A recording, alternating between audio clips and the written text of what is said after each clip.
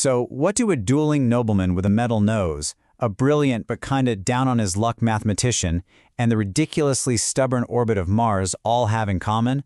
Well, they're all part of an incredible story that completely rewrote our understanding of the cosmos. Welcome to Bytes. Today, we're unlocking the secrets of planetary motion.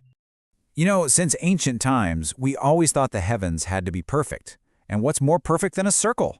The greatest minds just assumed the planets followed these perfect, godlike circular paths. But there was one planet that just wouldn't play along: Mars. Its weird, looping motion in the sky was a puzzle that circles just couldn't solve. So, what was really going on up there?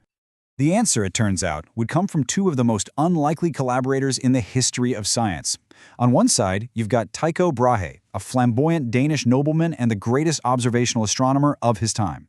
And on the other, Johannes Kepler, a poor, deeply religious mathematician who was totally convinced the universe ran on a beautiful divine harmony. They were the ultimate astronomical odd couple. To really get these laws, you have to understand the people behind them, because their story is honestly just as dramatic and amazing as the discoveries they made. This right here is Urienborg, Tycho Brahe's personal castle of the heavens.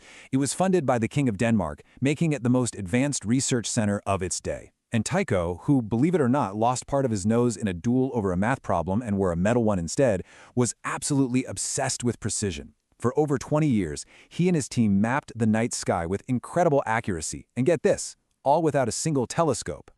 What really cemented Tycho's reputation was when he spotted a supernova in 1572.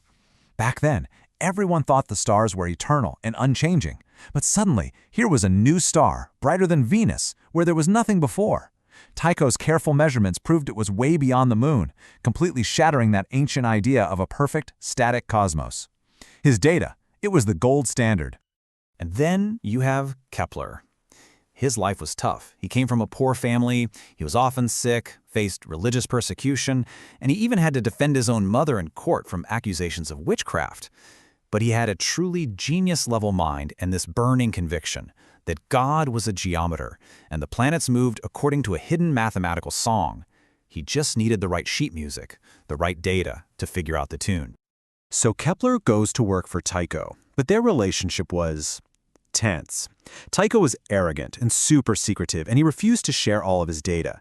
He only gave Kepler little scraps to work on, specifically the annoying data on Mars. Then, in 1601, Tycho died suddenly. In a move that literally changed history, Kepler got his hands on those priceless notebooks, taking the treasure trove of data he so desperately needed. With Tycho's data finally in hand, Kepler launched what he called his war with Mars.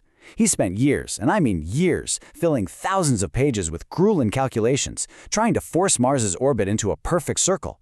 But it was always off by just 8 arc minutes. Now that's a tiny, tiny amount, but Tycho's data was so good, Kepler knew it wasn't an error. A lesser scientist might have ignored it. For Kepler, it meant the entire theory was wrong.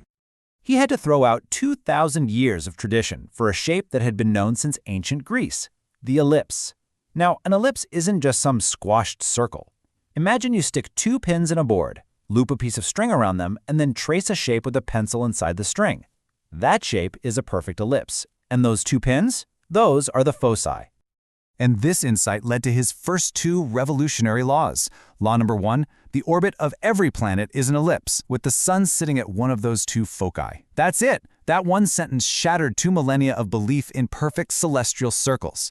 Then, law number 2, the law of areas, explained how the planets actually move along that path. So what does this second law actually mean? Well, the really radical idea here is that a planet's speed isn't constant.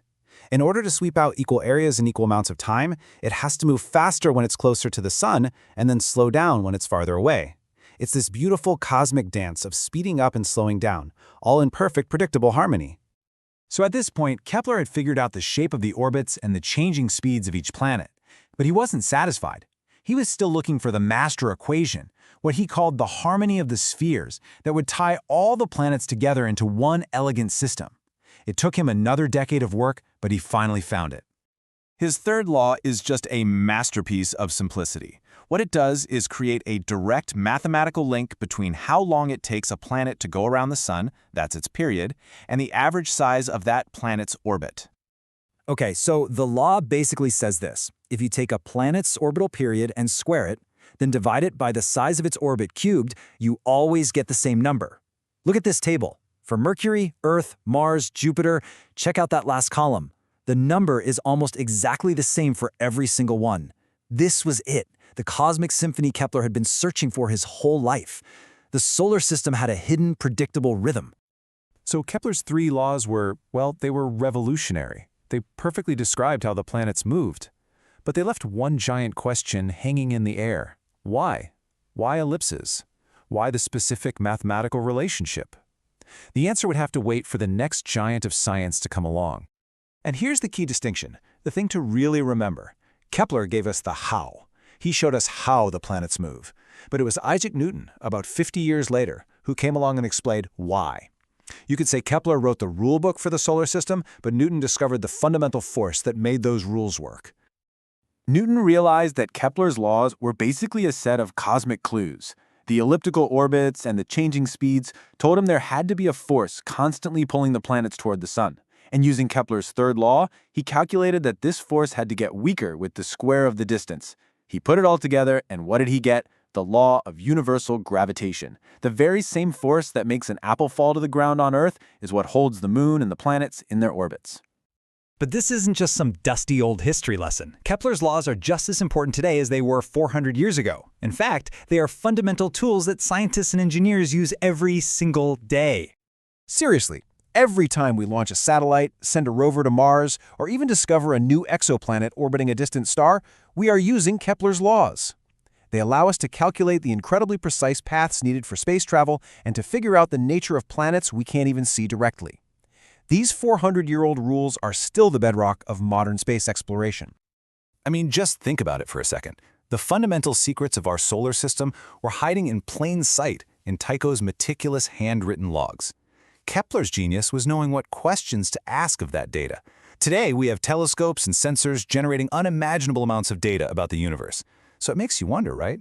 What revolutionary discoveries are just sitting there, waiting for the next Kepler to come along and make sense of it all? And that's the story of how a stolen notebook unlocked the laws of the cosmos. I really hope you enjoyed this journey through one of the most exciting moments in the history of science. Thanks so much for watching Bright Bytes. If you found this as fascinating as I do, please hit that subscribe button and ring the bell so you don't miss our next deep dive. Feel free to share this with anyone you know who loves a good science story, and we'll see you in the next one.